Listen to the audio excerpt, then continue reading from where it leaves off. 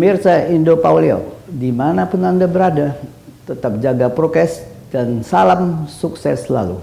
Hari ini saya Katamso akan membawakan satu pembahasan dengan tema kado tahun baru dari pemerintah, karut marut upah minimum 2023. Pemerintah melalui Peraturan Menteri Ketenagakerjaan nomor 18 tahun 2022 telah menetapkan upah minimum tahun 2023.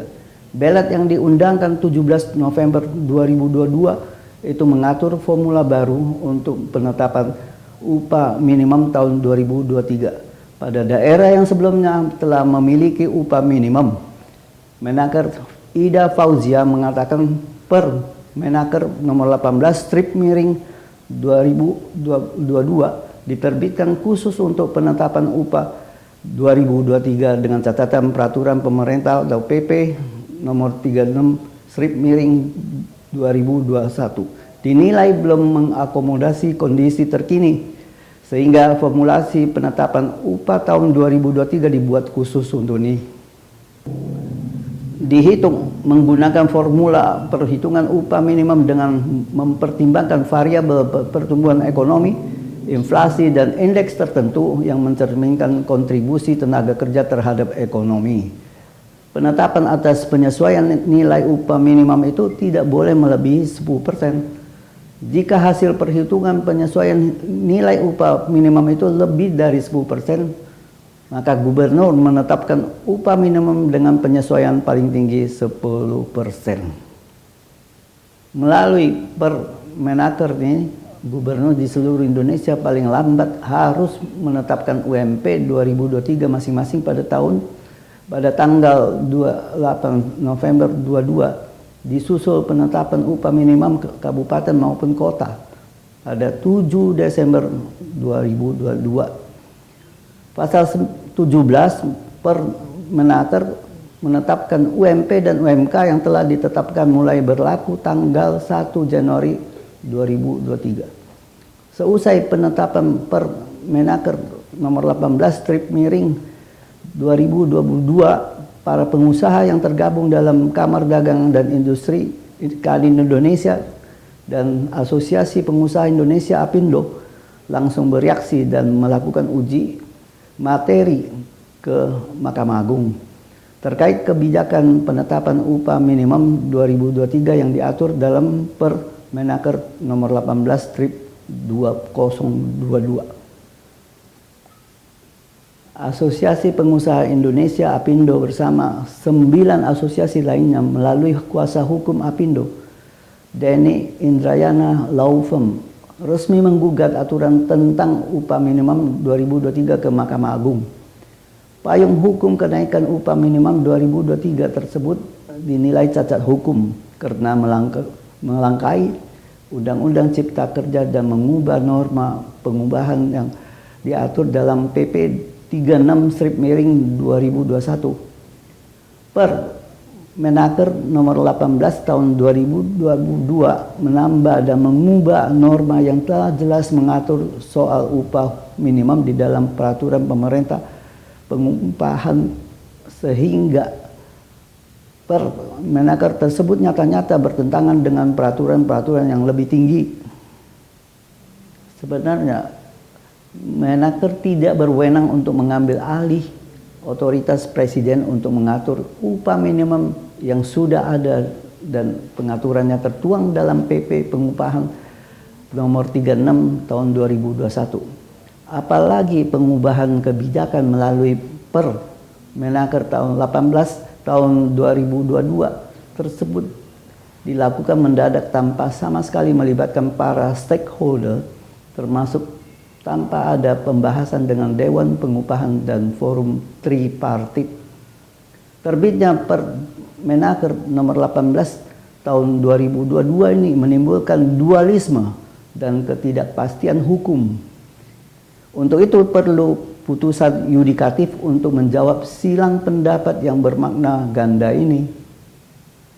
Merujuk pada kondisi hukum saat ini, Undang-Undang Cipta Kerja secara sah dinyatakan masih berlaku dalam tenggang waktu 2 tahun, inkonstitusional bersyarat sehingga ada perbaikan sebagaimana amar putusan Mahkamah Konstitusi sepanjang Undang-Undang Ciptaker masih dalam perbaikan, maka tidak diperkenankan ada penerbitan peraturan pelaksana baru yang berkaitan dengan Undang-Undang Ciptaker.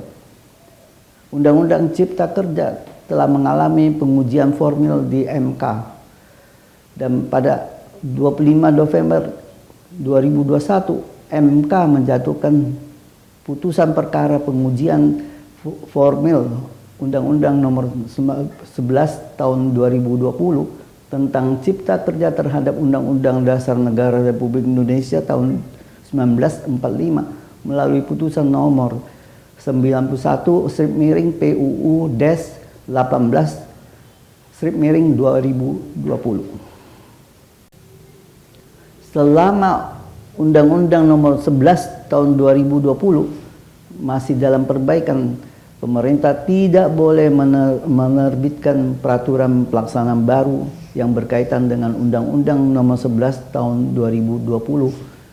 Di tempat terpisah, Ketua Bidang Tenaga Kerjaan Asosiasi Pengusaha Indonesia APindo, Anton J. Supit, menyebutkan bahwa persoalan kenaikan UMP seharusnya mengacu pada peraturan pemerintah PP Nomor 36 Tahun 2021 tentang pengupahan dalam Undang-Undang Cipta Kerja.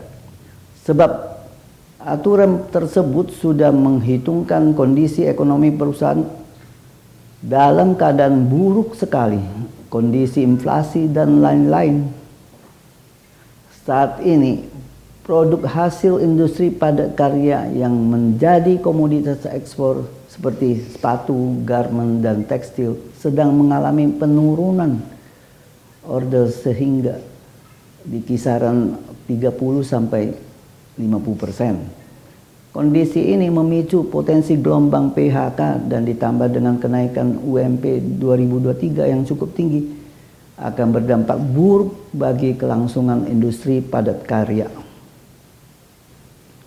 Kondisi bertambah karut-marut seperti dalam judul Indo Pauliau pada hari ini karena sebagian serikat pekerja yang diwakili Konfederasi Serikat Pekerja Indonesia KSPI menyatakan akan menggelar aksi di beberapa tempat daerah di seluruh Indonesia jika tuntutan kenaikan upah minimum kabupaten kota sebesar 10-3% tidak dipenuhi.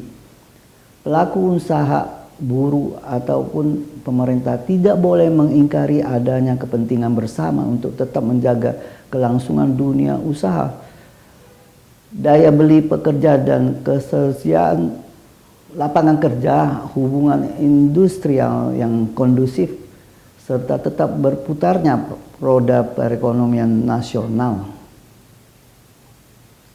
Tindakan Kemenaker menetapkan Permenaker nomor 18/22 bisa dimengerti karena memperhatikan faktor inflasi dan kenaikan harga barang-barang. Namun semestinya hal ini tetap dilakukan dengan melibatkan para berkepentingan terkait seperti buruh dan dunia usaha.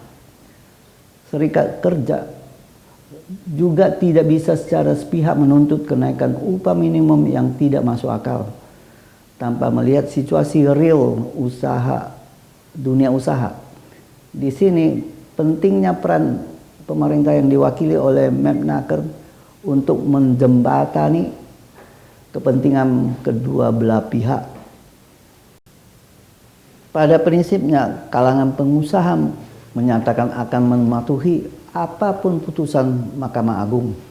Namun mereka berharap kebijakan kenaikan upah itu juga dibarengi dengan kebijakan insentif untuk para pelaku usaha.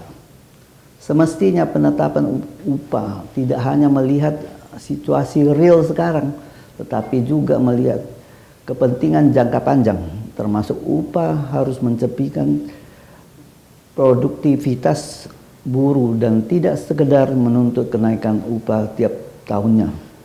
Selain itu, perbaikan produktivitas bekerja harus terus-menerus ditingkatkan Hal ini harus menjadi perhatian dan tanggung jawab semua pihak, baik pemerintah, baik pihak dunia usaha maupun kalangan pekerja. Kita semua berharap karut marut upah minimum tahun 2003 adalah yang terakhir, dan kedepannya semua yang berkepentingan harus berjalan bersama-sama demi kepentingan nasional yang diutamakan. Semoga pemirsa Indo Pauliau, sampai di sini pertemuan hari ini. Semoga materi ini membawakan manfaat bagi kita semua. Mohon di-share ke teman-teman dan di-subscribe.